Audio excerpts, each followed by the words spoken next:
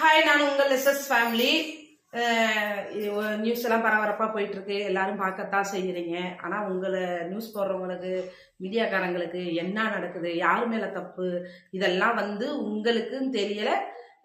இது மக்களுக்கும் புரியாது. அவங்களே புரியாத ஒரு புதிராத்தான் இருப்பாங்க. இப்போ நான் யாரை பற்றி பேச போறேன்னா, சித்ரா, திவ்யா கள்ளச்சி, அவங்க 2 பேரை பற்றி தான் பேச போகிறோம். சித்ரா எங்களுக்கு எங்கள் சித்ரானா அவங்க யாருன்னே எங்களுக்கு ஃபர்ஸ்ட் தெரியாது. அவங்க எங்களுக்கு அறிமுகமே கிடையாது. யாரு மொழி அறிமுகம்னு நீங்கள் இப்போ நான் சொல்கிறேன், இந்த வீடியோவை பாருங்கள். எங்களுக்கு ஃபர்ஸ்ட் திவ்யாவும் நான், என் தம்பியும், நாங்கள் எல்லாருமே வீடியோ போட்டு நாங்கள் சந்தோஷமாக ஹாப்பியாக தான் நாங்கள் எங்கள் வீட்டில் இருந்தோம். சரிங்களா? திவ்யா அந்த அம்மா திவ்யாவுக்கு ஃபோன் போட்டிருக்குது. யாரு? சித்ரா அம்மா ஃபோன் போட்டிருக்காங்க. ஃபோன் போட்டு, திவ்யா நான் உன்னை பார்க்க வரேன், ராஜபாளையம் வர்றேன், கார்த்தினியும் ஒன்னா தானே இருக்கீங்க, நான் வர்றேன்னு சொல்லியிருக்காங்க. இந்த விஷயத்த திவ்யா எங்களுக்கு சொல்லவே கிடையாது. இவ பக்கத்துல ஸ்ரீவில்லிபுத்தூர்ல அந்த அம்மா வந்ததுக்கு அப்புறம் தான் சித்ரா அம்மா வர்றாங்க அப்படின்னு என் தம்பி கிட்ட, அதாவது கார்த்திக் கிட்ட அதை சொன்னா. அவன் சொன்னா, அவங்க யாரு திவ்யா, மக்கள் பார்வை சித்ரானா அவங்க யாருன்னு உண்மையாவே சொல்றேன். என் தம்பி கேட்டான். அந்த அம்மா ஃபர்ஸ்ட், திவ்யா நான் நான் ஃபேமஸ் ஆகணும், அதாவது நான் கண்டென்ட் பண்ணணும், உங்களோட சேர்ந்து கண்டென்ட் பண்ணனா நான் ஃபேமஸ் ஆயிருவேன் அப்படின்னு அந்த அம்மா அப்படி சொல்லி தான் வந்தாங்க. வந்ததுக்கு அப்புறம் லைவ போட்டுக்கிட்டே வந்தாங்க. அடிக்கிற மாதிரி திவ்யாவை அடிச்சாங்க. அது நீங்களே பார்த்தீங்க. அவளை என்ன பண்ணாங்க, அவங்க எப்படி லைவ்ல வந்தாங்க உங்களுக்கே தெரியும். நாங்களும் தெரியாத மாதிரி தான் இருந்தோம். சரிங்களா? அதுக்கப்புறம் அந்த அம்மா லைவை முடிச்சுட்டு திரும்ப எங்க வீட்டுக்கு வந்தாங்க. வந்ததுக்கு அப்புறம் என்னுடைய செல்லு, என் தம்பியோடது, திவ்யாவோடது, எங்க ஹஸ்பண்ட் எல்லாம் வீட்டுல எல்லாம் நாங்க தான் இருந்தோம். இந்த கார்த்திக் தம்பின்னு சொல்ற பார்த்தீங்கன்னா, அவனோட எல்லாமே சுவிட்ச் ஆஃப் பண்ணி வச்சுட்டு அந்த அம்மா அதாவது சிக்கா சூர்யா, எனக்கு அவங்க சூர்யாக்கா கூட அவங்க எனக்கு தெரியும் அவங்க யாருன்னு. சிக்கா அவங்க எல்லாம் யாருன்னு எனக்கு உண்மையாவே எனக்கு தெரியாது. சிக்கா சூர்யா அப்படின்னு சொல்லி அவங்கள பழி வாங்கணும் திவ்யா, அது உன்னால மட்டும்தான் பழி வாங்க முடியும்னு ஃபர்ஸ்ட் எங்ககிட்ட சொன்னாங்க.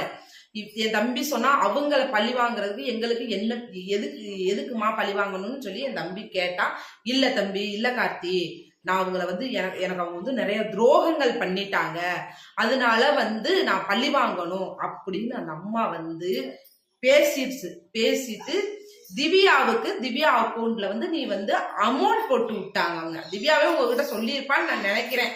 அமௌண்ட் போட்டதுக்கு அப்புறம் என் தம்பி என் தம்பி உன் நம்பர் சொல்லு கார்த்தி, நான் உனக்கு ஹெல்ப் பண்றேன் அப்படின்னு சொன்னாங்க. என் தம்பி சொன்னா, அம்மா இப்போதைக்கு அதெல்லாம் வேண்டாம், எதுவா இருந்தாலும் நம்ம பேசிக்கிருவோம்னு சொல்லி என் தம்பி அதை விட முடிச்சிட்டான். முடிச்சதுக்கு அப்புறம் நான் ராஜபாளையத்துல தான் ரூம் போட்டிருக்கேன், நீ வா தம்பி அப்படின்னு சொல்லி என் தம்பிய கூப்பிட்டாங்க. கார்த்தி உனக்கு கார்த்தி உனக்கு இந்த மாதிரி இது பண்றேன், ஆசை வார்த்தைகள் என் தம்பிக்கு நிறைய சொன்னாங்க. நீங்க கேட்பீங்க, அந்த அம்மா சொல்லிச்சுன்னா உங்க தம்பிக்கு எங்க அறிவு போச்சுன்னு நீங்க கண்டிப்பா கேட்பீங்க. அததான் நான் சொல்ல வரேன். என் தம்பி அதெல்லாம் முடியாது அப்படின்னு முடிச்சிட்டான். சரிங்களா? முடிச்சதுக்கு அப்புறம் எங்க ஊர்ல ஒரு 4 பசங்க, கார்த்திகனா நல்ல செலிபிரிட்டி, ஏன்னா யாருக்குமே கார்த்திக்னா செலிபிரிட்டி அவர் கூட தெரிஞ்சா நல்ல பெண்பிட்டு ஹெத்து அப்படின்னு ஒரு 4 பசங்க என் தம்பி கூட தெரிஞ்சாங்க.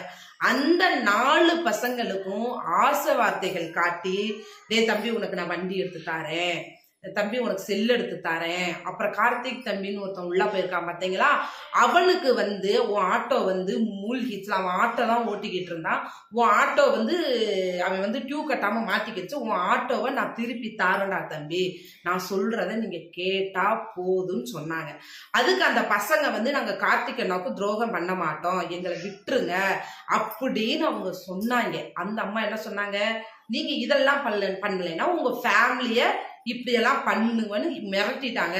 சரி, நம்மளால நம்ம ஃபேமிலிக்கு எதுக்குன்னு சொல்லி அந்த பையங்களும், சரி நீங்க என்ன சொல்றீங்களோ கேட்கிறேன் அப்படின்னு சொல்லிட்டாங்க அந்த பசங்களும். சரிங்களா? அதுக்கப்புறம் என்ன நடந்துச்சுன்னா, நான் ஒரு மக்களை நான் ஒண்ணு மட்டும் நான் கேட்டுக்கிறேன். என் தம்பி தானா மாற்றுறதுக்கு அவன் என்ன அறிவு இல்லாமையா போயிருக்கேன்? அறிவு இல்லாம மீடியாக்குள்ள நுழைஞ்சிட்டானா? அதுல போய் மாட்டுறதுக்கு. அந்த வீடியோ எடுக்கிறது என் தம்பிக்கு தெரிஞ்சிருந்தா அந்த வீடியோக்குள்ள அவன் முகத்தை காட்டி இருக்கவே மாட்டான். சரிங்களா? அத முக்கியமா மக்களே அதை தெரிஞ்சுக்கங்க. சரிங்களா? ஏன்னா அவனுக்கே அந்த வீடியோ எடுத்தது தெரியாது. சரிங்களா? திவ்யாவுக்கும் தெரியாது, என் தம்பிக்கும் தெரியாது, அந்த பசங்க இப்படி பண்ணுவாங்கன்னு தெரியாது. சரிங்களா? அந்த பசங்க இப்படி பண்ணி அதுல இன்னொருத்தன் அதை வீடியோ பிடிச்சு அந்த அம்மாவுக்கு அனுப்பிட்டாங்க. நீங்க நினைப்பீங்க என்னடா இது இவங்க மூலியமா தானே போயிருக்கு அப்படின்னு சொல்லுவாங்க. இதுல என்னகிட்டயும் அந்த அம்மா எனக்கு நிறைய ஆசைவார்த்தைகள் காட்டுச்சு. என்ன காட்டுச்சுன்னா, நீ இவ்வளவுக்கு கஷ்டப்படுற, உன் பொண்ணு அந்த மாதிரி நான் செட்டில் பண்ணிடுறேன், உன் பையனுக்கு இப்பயே ஒரு இடம் வாங்கி கொடுத்துட்றேன் அப்படின்லாம் சொன்னாங்க. அதுக்கு நான் என்ன சொன்னேன்னா, எங்களுக்கு அந்த மாதிரிலாம் வேண்டாம், எங்களுக்கு நாங்க இந்த சாப்பிட்ற சாப்பாடே போதும், எங்களுக்கு யூடியூப்ல வர்ற பணமே போதும், என் ஹஸ்பண்டும் சம்பாதிக்கிறாரு, போதுமா, என்ன இதோட விட்டுருங்கன்னு சொல்ல விட்டீங்கன்னா அந்த அம்மா என்ன எந்த விஷயத்திலுமே என்னை இழுக்கல. நான் அந்த அம்மாவை பார்க்கையும் போகல. சரிங்களா? அதை நீங்க புரிஞ்சுக்கங்க. உங்க வீட்டுல நடந்துச்சுன்னா, இந்த விஷயம் நடக்கல, இந்த ஊர்ல நான் இல்லைன்னா நான் என் தம்பி வீட்டுல, உங்களுக்கே தெரியும் அந்த இதுல முக்காவாசி இருக்க வீடியோ எல்லாமே நான் என் தம்பி வீட்டுலதான் எடுத்திருப்பேன். கொஞ்சம் வீடியோ தான் நான் திவ்யா கூட எடுத்திருப்பேன். ஏன்னா நான் முக்காவாசி நான் என் தம்பி வீட்டுலதான் இருந்தேன், ஈரோட்ல இருந்தேன். சரிங்களா? அதை நீங்க புரிஞ்சுக்கங்க. எஸ்எஸ் ஃபேமிலி நீங்கள் தான் உடந்த அப்படின்னு நீங்க தெளிவா நீங்க பேசுவீங்க. ஏன்னா மக்கள் தப்பு எது அது எதுன்னு தெரியாது. அப்புறமா என்ன அந்த அம்மா இழுத்து விட்டுருச்சுன்னா, நான் கார்த்தி நீ திவ்யா மேல நீ கம்ப்ளைண்ட் கொடுக்கணும், நீ கம்ப்ளைண்ட் கொடுக்கலன்னா நான் இந்த மாதிரி உன் வீடியோ ஒன்று மாட்டிக்கிச்சு அப்படின்னு சொன்னாங்க. அம்மா என்னென்னம்மா பண்ணணும்னு சொன்னப்ப, நீ திவ்யாலோட திவ்யா மொபைல், இன்னொரு முக்கியமான சொல்லிக்கிறேன், திவ்யா மொபைல வச்சேதான் எல்லாமே, திவ்யா மொபைலுக்குள்ள எல்லா எவிடன்ஸ் இருக்குன்னு அந்த அம்மா தெரிஞ்சுக்கிட்டாங்க. இவளும் வாய் விட்டு சொல்லிட்டான். அப்ப சொன்னப்ப எனக்கு திருச்சி சாதனா, சுமதி, சிக்கா சூர்யா, அதுக்கப்புறம் நிசா, இவங்களெல்லாம் எனக்கு நான் பள்ளி வாங்கியே ஆகணும், இவங்க பிரார்த்தல் கேஸ்ல உள்ள போகணும் அப்படின்னு சொன்னது அந்த அம்மா தான். அந்த அம்மா தான் இவ்வளவும் பண்ணுனாங்க. அது போல என் தம்பி இன்னும் ஒரு 4 நாள்ல வெளியில வந்துருவான். ஏன்னா அவன் மேல தப்பு இல்லைன்னு தெரிஞ்சிருச்சு. அதனால என் தம்பி வெளியில வருவான். வந்ததுக்கு அப்புறம் அவன் எவிடன்ஸோட அந்த அம்மா என்ன பண்ணுச்சு, என் தம்பியை மிரட்டி என்ன வாங்குச்சு, என் தம்பியை என் தம்பியை எப்படி மன உளைச்சலுக்கு உண்டாக்குச்சு அப்படின்னு என் தம்பி எவிடன்ஸோட சொல்லுவான். நீங்க அதை எல்லாமே கேட்டுக்கங்க, தெரிஞ்சுக்கங்க. இன்னும் ஒரு கார்த்திகோட வீடியோ இன்னும் 4 நாள் அவரோட வீடியோ வந்துடும். அவர் 4 நாள் வெளியே வந்துருவாரு. அதனால எந்த பிரச்சனையும் இருக்கு. இன்னொன்னு சொல்லிக்கிறேன், கார்த்திக்கு ஃபேமிலி இருக்கு. சரிங்களா? அவர் அந்த ஃபேமிலிக்காக மட்டும்தான் யோசிக்கிறாரு. அவரை தயவு செய்து கண்கலங்க வச்சு அழுக வைக்காங்க. மக்களே, இந்த மீடியாக்காரங்களுக்கு என்ன சொல்ல வரேன்னா, நம்ம சேனல்காரங்களுக்கு என்ன சொல்ல வரேன்னா, அவனை ஜூம் பண்ணி போடாதீங்க. அவனோட மனைவியும் அவனோட சேர்ந்த சொந்தக்காரங்களும் நாங்களும் எங்க ஃபேமிலி நாங்க ரொம்ப கஷ்டப்படுறோம், மன ரீதியா பாதிக்கப்படுறோம். தயவு செய்து உங்களுக்கு ஒண்ணுதான் சொல்றேன், எல்லா சேனலுக்குமே சொல்றேன், என் தம்பியை ஜூம் பண்ணி போடாதீங்க. அவனே உங்களுக்கு விளக்கம் கண்டிப்பா கொடுப்பான்.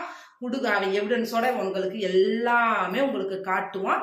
நீங்க அப்ப எல்லாத்தையுமே தெரிஞ்சுக்கங்க, புரிஞ்சுக்கங்க, யார் மேல தப்பு என்னன்னு உங்களுக்கு தெரியும். ஓகேங்க, பாய், நன்றிங்க.